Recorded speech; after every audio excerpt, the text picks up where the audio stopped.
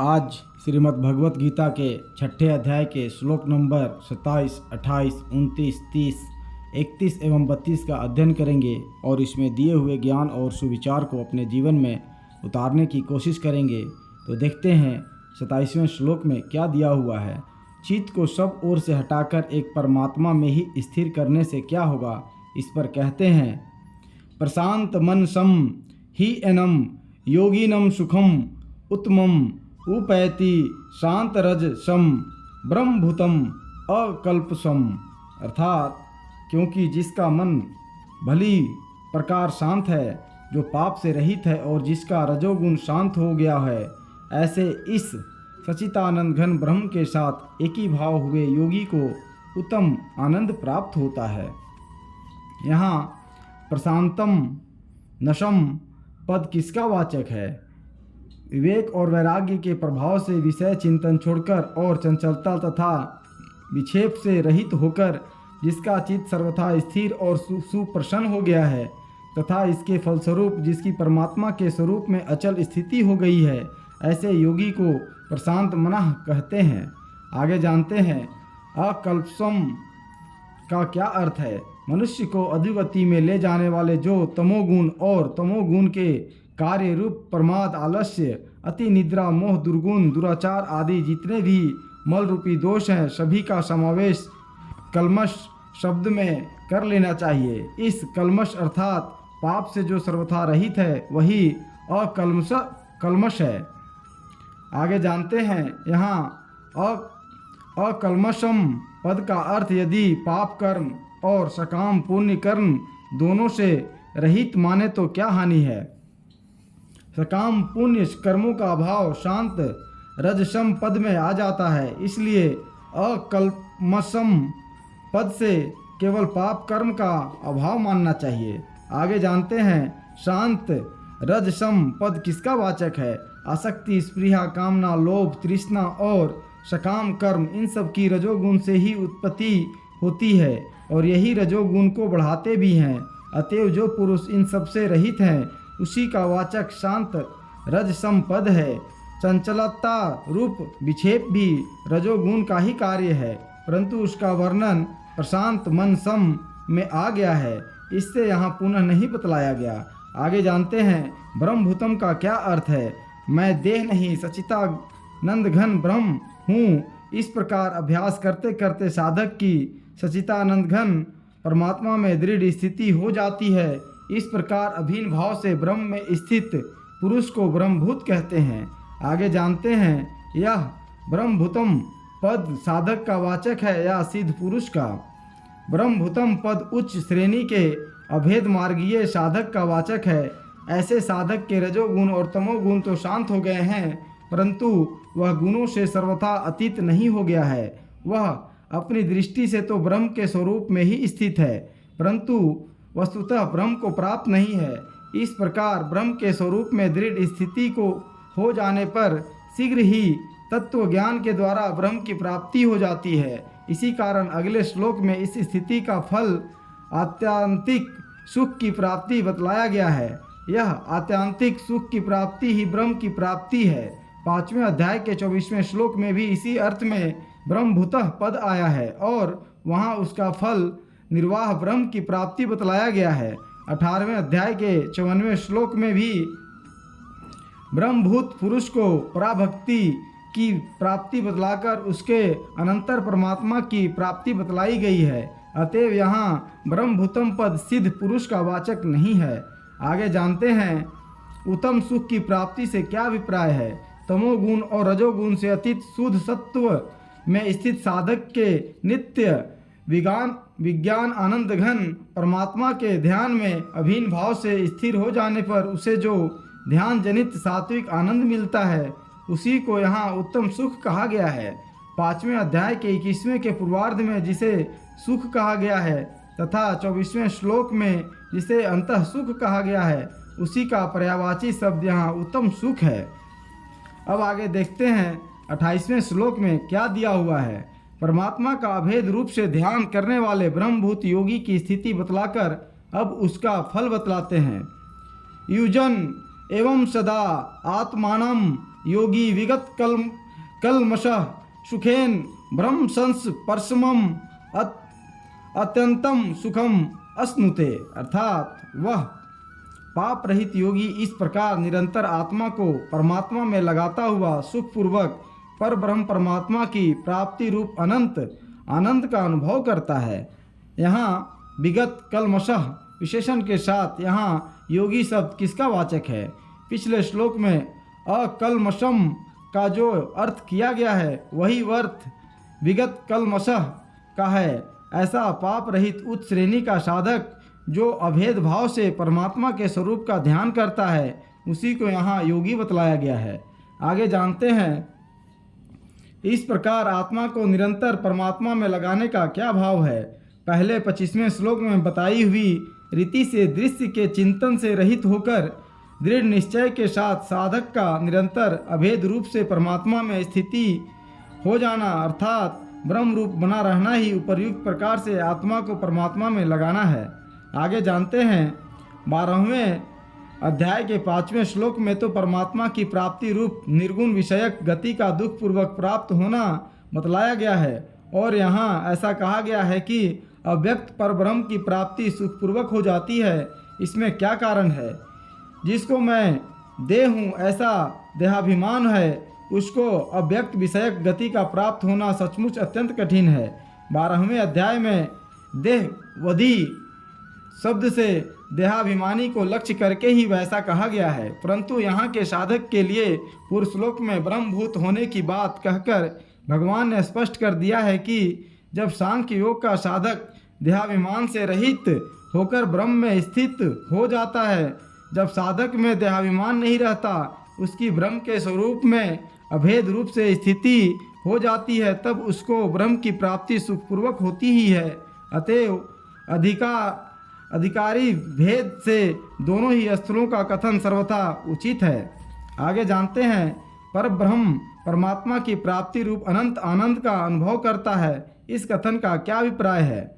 जगत में जितने भी बड़े से बड़े सुख माने जाते हैं वास्तव में उनमें सच्चा सुख कोई है ही नहीं, क्योंकि उनमें एक भी ऐसा नहीं है जो सबसे बढ़कर महान हो और नित्य एक सा बना रहे। इसी से श्रुति कहती हैं ए यो वै भूमा तत्सुखम नाल्पे सुखमस्ति भूमैव सुखम भूमा तवे विजिज्ञा सित्वय। अर्थात जो भूमा महान निर्तिशय है वही सुख है, अल्प में सुख नहीं है, भूमा ही सुख है और भूमा को ही विशेष रूप से जानने की चेष्टा करनी चाहिए।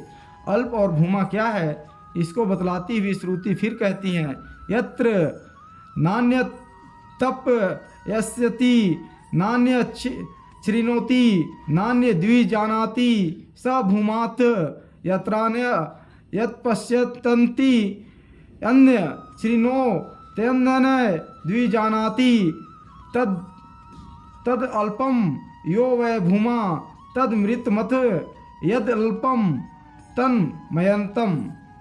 जहाँ अन्य को नहीं देखता, अन्य को नहीं सुनता, अन्य को नहीं जानता वह भूमा है, और जहाँ अन्य को देखता है, अन्य को सुनता है, अन्य को जानता है वह अल्प है। जो भूमा है वही अमृत है और जो अल्प है वह मरणशील नश्वर है। जो आज है और कल नष्ट हो जाएगा वह तो यथार्थ में सुख ही नहीं है, परंतु यदि उसको किसी अंश में सुख माने भी तो वह अत्यंत ही तुच्छ और नगण्य है। महर्षि याज्ञवल्क्य सुखों का तुलनात्मक विवेचन करते हुए कहते हैं समस्त भूमंडल का साम्राज्य, मनुष्य लोक का पूर्ण ऐश्वर्य और स्त्री पुत्र धन जमीन स्वास्थ्य समान कीर्ति आदि समस्त भोग्य पदार्थ जिसको प्राप्त हैं वह मनुष्यों में सबसे बढ़कर सुखी है, क्योंकि मनुष्यों का सही परम आनंद है। उससे 100 गुना पितृलोक का आनंद है, उससे 100 गुना गंधर्व लोक का आनंद है, उससे 100 गुना अपने कर्म फल से देवता बने हुए लोगों का आनंद है, उससे 100 गुना अजान देवताओं का आनंद है, उससे 100 गुना प्रजापति लोक का आनंद है और उससे 100 गुना ब्रह्मलोक का आनंद है। वही पाप रहित अकाम श्रोत्रिय का परम आनंद है, क्योंकि तृष्णा रहित श्रोत्रिय प्रत्यक्ष ब्रह्मलोक ही है। जो ब्रह्म को साक्षात प्राप्त है उसको तो वह अनंत असीम अचिंत्य आनंद प्राप्त है, जिसकी किसी के साथ तुलना ही नहीं हो सकती। ऐसा वह निरतिशय आनंद पर ब्रह्म परमात्मा को प्राप्त पुरुष का अपना स्वरूप ही होता है। यही इस कथन का अभिप्राय है।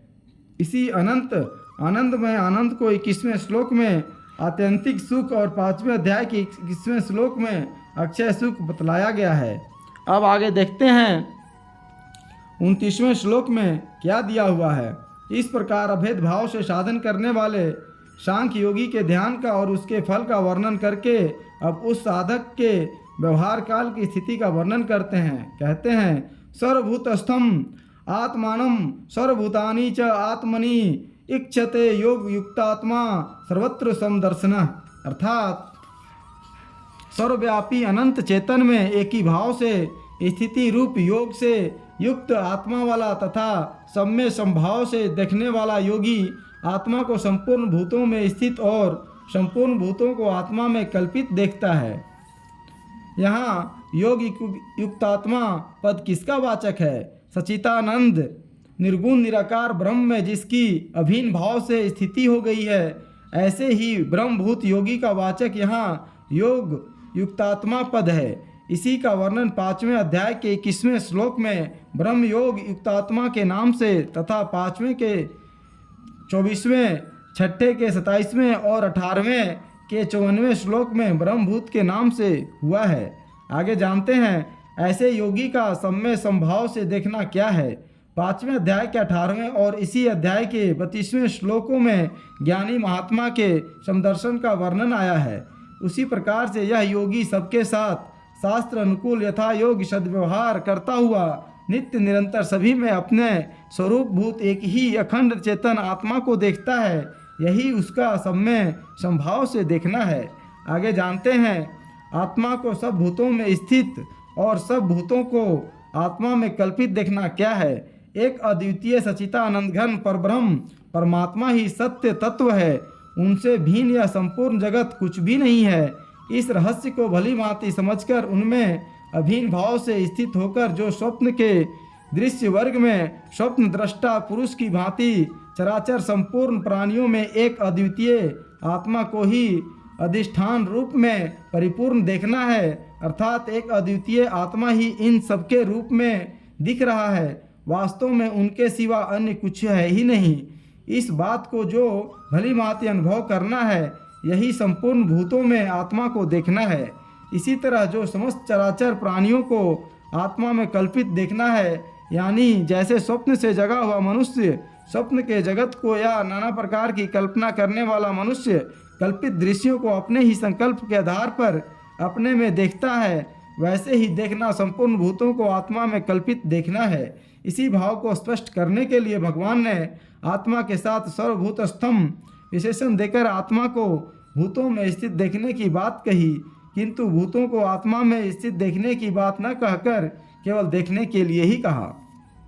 अब आगे जानते हैं 30वें श्लोक में क्या दिया हुआ है।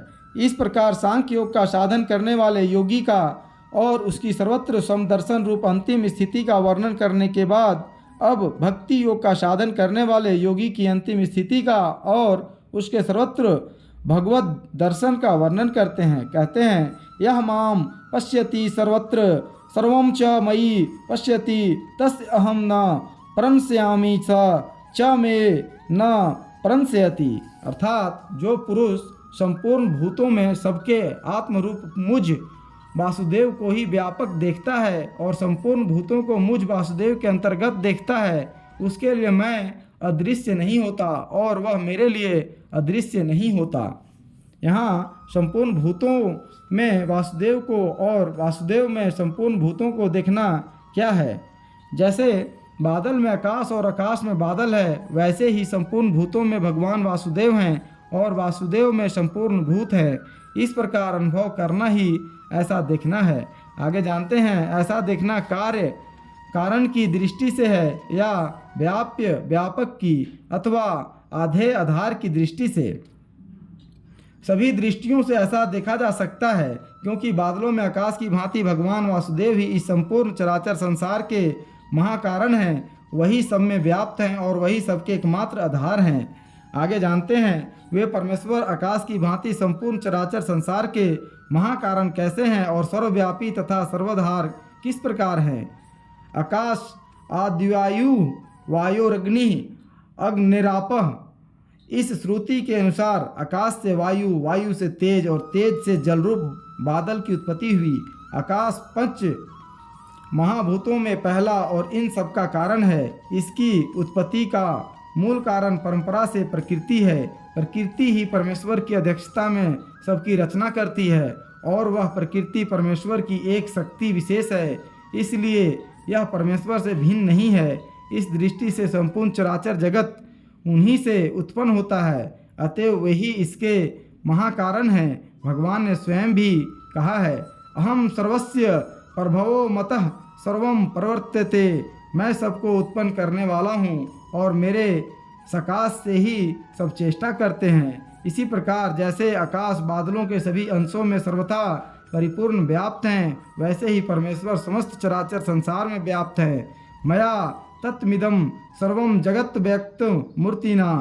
मुझ अव्यक्त मूर्ति परमात्मा से यह सारा जगत व्याप्त है। और जैसे बादलों का आधार आकाश है, आकाश के बिना बादल रहे ही कहाँ, एक बादल ही क्यों, वायु, तेज, जल आदि कोई भी भूत आकाश के आश्रय बिना नहीं ठहर सकता। वैसे ही इस संपूर्ण चराचर विश्व के एकमात्र परमाधार परमेश्वर ही हैं।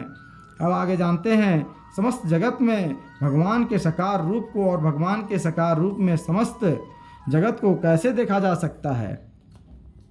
जिस प्रकार एक ही चतुर बहुरूपिया नाना प्रकार के वेश धारण करके आता है और जो उस बहुरूपिये से और उसकी बोलचाल आदि से परिचित है, वह सभी रूपों में उसे पहचान लेता है, वैसे ही समस्त जगत में जितने भी रूप हैं सब श्री भगवान के ही वेश हैं। हम उन्हें पहचानते नहीं हैं, इसी से उनको भगवान से भिन्न समझकर उनसे डरते सकुचाते हैं तथा उनकी सेवा नहीं करना चाहते। जो समस्त जगत के सब प्राणियों में उनको पहचान लेते हैं, वे चाहे वेश वेद के कारण बाहर से व्यवहार में भेद रखें, परंतु हृदय से तो उनकी पूजा ही करते हैं। हमारे पिता या प्रियतम बंधु किसी भी रूप में आवें, यदि हम उन्हें पहचान लेते हैं तो फिर क्या उनके सेवा सत्कार में कुछ त्रुटि रखते हैं। इसीलिए गोस्वामी तुलसीदास जी महाराज ने कहा है, सिया राम मैं सब जग जानी, करहूँ प्रणाम जोरी जुगी पानी। जैसे श्री बलदेव जी ने ब्रज में बछड़ों, गोप बालकों और उनकी सब सामग्रियों में श्री कृष्ण के दर्शन किए थे, और जैसे ब्रज गोपियाँ अपनी प्रेम की आंखों में सर्वदा और सर्वत्र श्री कृष्ण को देखा करती थी, वैसे ही भक्त को सर्वत्र भगवान श्री कृष्ण, राम, विष्णु, शंकर, शक्ति आदि जो स्वरूप जिसका इष्ट हो, उसी भगवान के साकार स्वरूप के दर्शन करने चाहिए। यही भगवान के साकार रूप को समस्त जगत में देखना है। इस प्रकार जैसे अर्जुन ने भगवान श्री कृष्ण के दिव्य शरीर में, यशोदा मैया ने बालक रूप भगवान श्री कृष्ण के मुख में और भक्त काक भुसुंडी जी ने भगवान श्री राम के उदर में समस्त विश्व को देखा था, वैसे ही भगवान के किसी भी स्वरूप के अंतर्गत समस्त विश्व को देखना चाहिए। यही भगवान के सगुण रूप में समस्त जगत को देखना है। आगे जानते हैं, उसके लिए मैं अदृश्य नहीं होता और वह मेरे लिए अदृश्य नहीं होता, इस कथन का क्या अभिप्राय है। पहले प्रश्न के उत्तर के अनुसार जो समग्र जगत में भगवान को और भगवान में सब जगत को देखता है, उसी दृष्टि से भगवान कभी ओझल नहीं होते और वह भगवान की दृष्टि से कभी ओझल नहीं होता। अभिप्राय यह है कि सौंदर्य, माधुर्य, ऐश्वर्य, औदार्य आदि के अनंत समुद्र रसमय और आनंदमय भगवान के देव दुर्लभ सचितानंद स्वरूप के साक्षात दर्शन हो जाने के बाद भक्त और भगवान का संयोग सदा के लिए अविच्छिन्न हो जाता है। आगे जानते हैं, भगवान के सगुण साकार स्वरूप के दर्शन का साधन आरंभ में किस प्रकार करना चाहिए और उस साधन की अंतिम स्थिति कैसी होती है। सबसे पहली बात है सगुण साकार स्वरूप में श्रद्धा होना। सगुण साकार स्वरूप के उपासक को यह निश्चय करना होगा कि वह मेरे इष्ट देव सर्वशक्तिमान और सर्वोपरि हैं, वे ही निर्गुण सगुण सब कुछ हैं। यदि साधक अपने इष्ट की अपेक्षा अन्य किसी भी स्वरूप को ऊंचा मानता है तो उसको अपने इष्ट की उपासना से सर्वोच्च फल नहीं मिल सकता। इसके बाद भगवान के जिस स्वरूप में अपनी इष्ट बुद्धि दृढ़ को उसकी किसी अपने मन के अनुकूल मूर्ति या चित्र पट को सम्मुख रखकर और उसमें प्रत्यक्ष और चेतन वृद्धि करके अत्यंत श्रद्धा और प्रेम के साथ उसकी विधि पूर्वक पूजा करनी चाहिए और स्तवन प्रार्थना तथा ध्यान आदि के द्वारा उत्तरोत्तर प्रेम बढ़ाते रहना चाहिए। पूजा के समय दृढ़ श्रद्धा के द्वारा साधक को ऐसी प्रतीति करनी चाहिए कि भगवान की मूर्ति जड़ मूर्ति नहीं है, वरम ये साक्षात चलते फिरते हंसते बोलते और खाते पीते चेतन भगवान हैं। यदि साधक की श्रद्धा सच्ची होगी तो उस विग्रह में ही उसके लिए भगवान का चेतन अर्चावतार हो जाएगा और नाना प्रकार से अपनी भक्त वत्सलता का प्रत्यक्ष परिचय देकर साधक के जीवन को सफल और आनंदमय बना देगा। इसके बाद भगवत कृपा से उसको अपने इष्ट के प्रत्यक्ष दर्शन भी हो सकते हैं।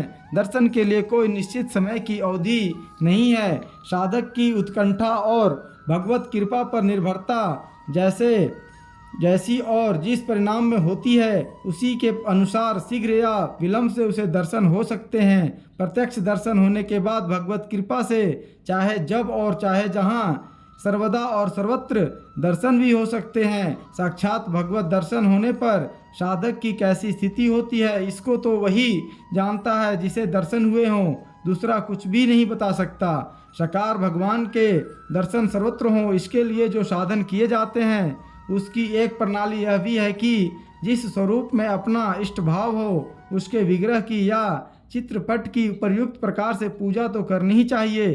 साथ ही एकांत में प्रतिदिन नियम पूर्वक उसके ध्यान का अभ्यास करके चित्त में उस स्वरूप की दृढ़ धारणा कर लेनी चाहिए। कुछ धारणा हो जाने पर एकांत स्थान में बैठकर और आंखें खुली रखकर आकाश में मानसिक मूर्ति की रचना करके उसे देखने का अभ्यास करना चाहिए। भगवत कृपा का आश्रय करके विश्वास श्रद्धा और निश्चय के साथ बार बार ऐसा अभ्यास किया जाएगा तो कुछ ही समय के बाद आकाश में इष्ट की सर्वांगपूर्ण हस्ती बोलती हुई सी मूर्ति दिखने लगेगी। यह अभ्यास साध्य बात है। चित्त की वृत्तियों को इसके इष्ट स्वरूप के आकार वाली बना देने का अभ्यास सिद्ध हो जाने पर जब कभी भी उक्त स्वरूप का अनन्य चिंतन होगा तभी साधक जहाँ चाहेगा वहीं आँखों के सामने इष्ट का स्वरूप प्रकट हो सकता है। इस अभ्यास के दृढ़ हो जाने पर चलते फिरते वृक्ष बेल मनुष्य पशु पक्षी आदि जो भी पदार्थ दिखे मन के द्वारा उनके स्वरूप को हटाकर उनकी जगह इष्ट मूर्ति की दृढ़ धारणा करनी चाहिए। ऐसा करते करते यहाँ तक हो सकता है कि साधक प्रत्येक वस्तु में उस वस्तु के स्थान में अपने इष्ट की मानसिक मूर्ति के दर्शन अनायास ही कर सकता है। इसके बाद भगवत कृपा से उसे भगवान के वास्तविक दर्शन भी हो सकते हैं और फिर वह प्रत्यक्ष और यथार्थ रूप में सर्वत्र भगवान को देख सकता है। अब आगे देखते हैं 31वें श्लोक में क्या दिया हुआ है। सर्वत्र भगवत दर्शन से भगवान के साक्षात्कार की बात कहकर उस भगवत प्राप्त पुरुष के लक्षण और महत्व का निरूपण करते हैं। कहते हैं सर्वभूत स्थितम यह माम भजति एकत्वम आस्थित सर्वथा वर्तमान अपि सहयोगी मयि वर्तते। अर्थात जो पुरुष एक ही भाव में स्थित होकर संपूर्ण भूतों में आत्म रूप से स्थित मुझ सचितानंद घन वासुदेव को भजता है वह योगी सब प्रकार से बरतता हुआ भी मुझ में ही बरतता है। यहाँ एक ही भाव में स्थित होना क्या है? सर्वदा और सर्वत्र अपने एकमात्र इष्ट देव भगवान का ध्यान करते करते साधक अभी अपनी अधीन स्थिति को सर्वथा भूलकर इतना तन्मय हो जाता है कि फिर उसके ज्ञान में एक भगवान के सिवा और कुछ रह ही नहीं जाता। भगवत प्राप्ति रूप ऐसी स्थिति को भगवान में एक ही भाव से स्थित होना कहते हैं। आगे जानते हैं सब भूतों में स्थित भगवान को भजना क्या है। जैसे भाप बादल कुहरा बूंद और बर्फ आदि में सर्वत्र जल भरा है वैसे ही संपूर्ण चराचर विश्व में एक भगवान ही है परिपूर्ण है। इस प्रकार जानना और प्रत्यक्ष देखना ही सब भूतों में स्थित भगवान को भजना है। इस प्रकार भजन करने वाले पुरुष को भगवान ने सर्वोत्तम महात्मा कहा है। आगे जानते हैं, वह योगी सब प्रकार से बरतता हुआ भी मुझ में ही बरतता है। इस कथन का क्या भाव है? जिस पुरुष को भगवान श्री वासुदेव की प्राप्ति हो गई है, उसको प्रत्यक्ष रूप से सब कुछ वासुदेव ही दिखलाई देता है। ऐसी अवस्था में उस भक्त के शरीर, वचन और मन से जो कुछ भी क्रियाएं होती हैं, उसकी दृष्टि में सब एकमात्र भगवान के ही साथ होती हैं। वह हाथों से किसी की सेवा करता है तो वह भगवान की ही सेवा करता है। किसी की मधुर वाणी से सुख पहुंचाता है तो वह भगवान को ही सुख पहुंचाता है। किसी को देखता है कि वह भगवान को ही देखता है। किसी के साथ कहीं जाता है तो वह भगवान के साथ भगवान की ओर ही जाता है। इस प्रकार वह जो भी कुछ करता है सब भगवान में ही और भगवान के साथ ही करता है। इसीलिए यह कहा गया है कि वह सब प्रकार से बरतता हुआ भी भगवान में ही बरतता है। आगे जानते हैं, सब भगवान ही हैं। इस प्रकार का अनुभव हो जाने पर उसके द्वारा लोकोचित यथा योग व्यवहार कैसे हो सकते हैं? छुरी, कैंची, कड़ाही, तार, सिंकचे, हथौड़े, तलवार और बाण आदि में एक लोहे का प्रत्यक्ष अनुभव होने पर भी जैसे उन सबका यथायोग व्यवहार किया जाता है, वैसे ही भगवत प्राप्त भक्त के द्वारा सर्वत्र और सब में भगवान को देखते हुए ही सबके साथ शास्त्रानुकूल यथायोग्य व्यवहार हो सकता है। अवश्य ही साधारण मनुष्यों के और उसके व्यवहार में बहुत बड़े महत्व का अंतर हो जाता है। साधारण मनुष्य के द्वारा दूसरों के साथ बड़ी सावधानी से बहुत अच्छा व्यवहार किए जाने पर भी उनमें भगवत बुद्धि न होकर पर बुद्धि होने से तथा छोटा या बड़ा अपना कुछ न कुछ स्वार्थ होने से उसके द्वारा ऐसा व्यवहार होना संभव है जिससे उनका अहित हो जाए। परंतु सर्वत्र सब में भगवत दर्शन होते रहने के कारण उस भक्त के द्वारा जो स्वाभाविक ही सबका हित ही होता है, उसके द्वारा ऐसा कोई कार्य किसी भी अवस्था में नहीं बन सकता जिससे वस्तुतः किसी का किंचित भी अहित होता हो। आगे जानते हैं, यहाँ भगवान के सब प्रकार से बरतता हुआ आदि वाक्य का यदि यह अर्थ मान लिया जाए कि वह अच्छा बुरा पाप पुण्य सब कुछ करता हुआ भी मुझ में ही बरतता है तो क्या आपत्ति है? ऐसा अर्थ नहीं माना जा सकता, क्योंकि भगवत प्राप्त ऐसे महात्मा पुरुष के द्वारा पाप कर्म तो हो ही नहीं सकते। भगवान ने स्पष्ट कहा है कि समस्त अनर्थों का मूल कारण महापापी काम है और इस कामना की उत्पत्ति आसक्ति से होती है एवं परमात्मा का साक्षात्कार हो जाने के बाद इस रस रूपी आसक्ति का सर्वथा अभाव हो जाता है। ऐसी अवस्था में भगवत प्राप्त पुरुष के द्वारा निषिद्ध कर्मों का होना संभव नहीं है। इसके सिवा भगवान के इन वचनों के अनुसार श्रेष्ठ पुरुष जैसा आचरण करता है, अन्यान्य लोग भी उसी का अनुसरण करते हैं। ज्ञानी पर स्वाभाविक ही एक दायित्व आ जाता है, इस कारण से भी उसके द्वारा पाप कर्मों का बनना संभव नहीं है। अब आगे देखते हैं 32वें श्लोक में क्या दिया हुआ है। इस प्रकार भक्ति योग द्वारा भगवान को प्राप्त हुए पुरुष के महत्व का प्रतिपादन करके अब सांख्य योग द्वारा परमात्मा को प्राप्त हुए पुरुष के समदर्शन का और महत्व का प्रतिपादन करते हैं। कहते हैं, आत्मोपम्येन सर्वत्र समम पश्यति यह अर्जुन, सुखम वा यदि वा दुखम सह योगी परमः मतः। अर्थात हे अर्जुन, जो योगी अपनी भांति संपूर्ण भूतों में सम देखता है और सुख अथवा दुख को भी सब में सम देखता है, वह योगी परम श्रेष्ठ माना गया है। यहाँ अपनी भांति संपूर्ण भूतों में सम देखना क्या है?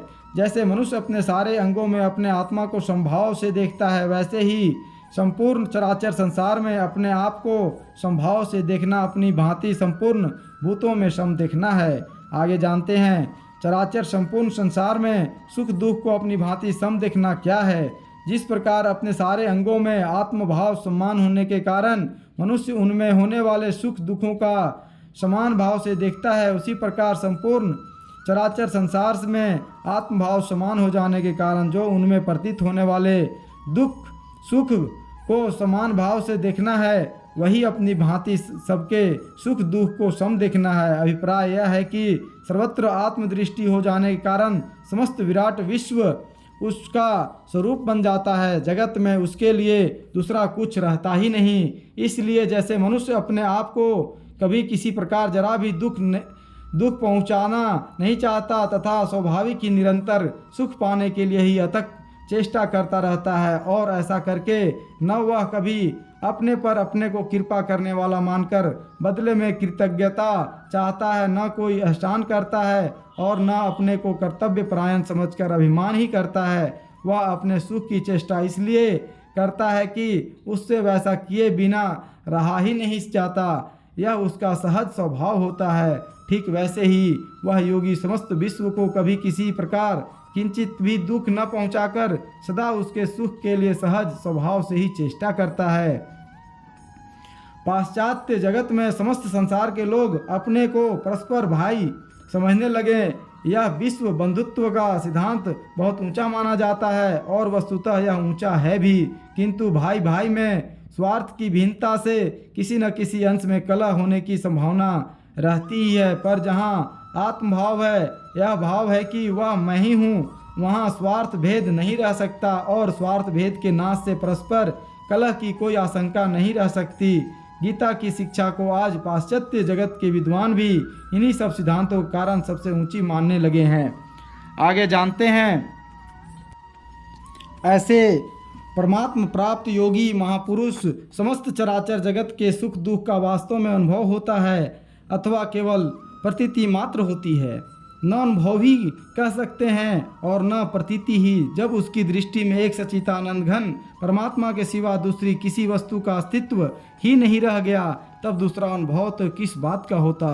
और केवल प्रतीति मात्र ही होती तो उसके द्वारा दुख न पहुँचाने और सुख पहुँचाने की चेष्टा ही कैसे बनती। अतः उस समय उसका वस्तुतः क्या भाव और कैसी दृष्टि होती है, इसको वही जानता है। वाणी के द्वारा उसके भाव और दृष्टिकोण को व्यक्त नहीं किया जा सकता। फिर भी समझने के लिए यह कहा जा सकता है कि उसको परमात्मा से भिन्न किसी वस्तु का कभी अनुभव नहीं होता। लोक दृष्टि में केवल प्रतीति मात्र होती है, तथापि उसके कार्य बड़े ही उत्तम, सुशृंखल और सुव्यवस्थित होते हैं। आगे जानते हैं, यदि वास्तव में अनुभव नहीं होता तो फिर लोक दृष्टि में प्रतीत होने वाले दुखों की निवृत्ति के लिए उसके द्वारा चेष्टा कैसे होती है। यही तो उसकी विशेषता है। कार्य का संपादन उत्तम से उत्तम रूप में हो, परंतु न तो उसके लिए यथार्थ में उन कार्यों की सत्ता ही हो और न उसका उनमें कुछ प्रयोजन ही रहे। तथापि स्थूल रूप में समझने के लिए ऐसा कहा जा सकता है कि जैसे बहुत से छोटे बच्चे खेलते खेलते तुच्छ और नगण्य कंकड़ पत्थरों, मिट्टी के ढेलों अथवा तिनकों के लिए आपस में लड़ने लगें और अज्ञानवश एक दूसरे को चोट पहुंचाकर दुखी हो जाएं, तथा जैसे उनके इस झगड़े को सर्वथा व्यर्थ और तुच्छ समझने पर भी बुद्धिमान पुरुष उसके बीच में आकर उन्हें अच्छी तरह समझाएं बुझाएं, उनकी अलग अलग बातें सुने और उनकी दुख निवृत्ति के लिए बड़ी ही बुद्धिमानी के साथ चेष्टा करें, वैसे ही परमात्मा प्राप्त योगी पुरुष भी दुख में पड़े हुए विश्व की दुख निवृत्ति के लिए चेष्टा करते हैं। जिन महापुरुषों का जगत के धन, मान, प्रतिष्ठा, कीर्ति आदि किसी भी वस्तु से कुछ भी प्रयोजन नहीं रहा, जिनकी दृष्टि में कुछ भी प्राप्त करना शेष नहीं रहा और वस्तुतः जिनके लिए एक परमात्मा को छोड़कर अन्य किसी की सत्ता ही नहीं रही, उनकी अकथनीय स्थिति को किसी भी दृष्टांत के द्वारा समझना असंभव है। उनके लिए कोई भी लौकिक दृष्टांत पूर्वांश में लागू पड़ता ही नहीं। दृष्टांत तो किसी एक अंश विशेष को लक्ष्य कराने के लिए ही दिए जाते हैं। आगे जानते हैं, योगी के साथ परम विशेषण देने का क्या अभिप्राय है। परम विशेषण देकर भगवान यह सूचित करते हैं कि यहाँ जिस योगी का वर्णन है वह साधक नहीं है, सिद्ध योगी है। यह स्मरण रखना चाहिए कि परमात्मा को प्राप्त पुरुष में चाहे वह किसी भी मार्ग से प्राप्त हुआ हो, समता अत्यंत आवश्यक है। भगवान ने जहाँ जहाँ परमात्मा को प्राप्त पुरुष का वर्णन किया है वहाँ समता को ही प्रधान स्थान दिया है। किसी पुरुष में अन्यान्य बहुत से सद्गुण हो, परंतु यदि समता न हो तो सही यही समझना चाहिए कि उसे परमात्मा की प्राप्ति अभी नहीं हुई है, क्योंकि समता के बिना राग द्वेष का आत्यंतिक अभाव और संपूर्ण प्राणियों में सहज सुहृदता का अभाव नहीं हो सकता। जिनको समता प्राप्त है वे ही परमात्मा को प्राप्त श्रेष्ठ योगी हैं। इस प्रकार 32वां श्लोक समाप्त हुआ। आज के लिए इतना ही। फिर मिलेंगे अगले श्लोक में। धन्यवाद।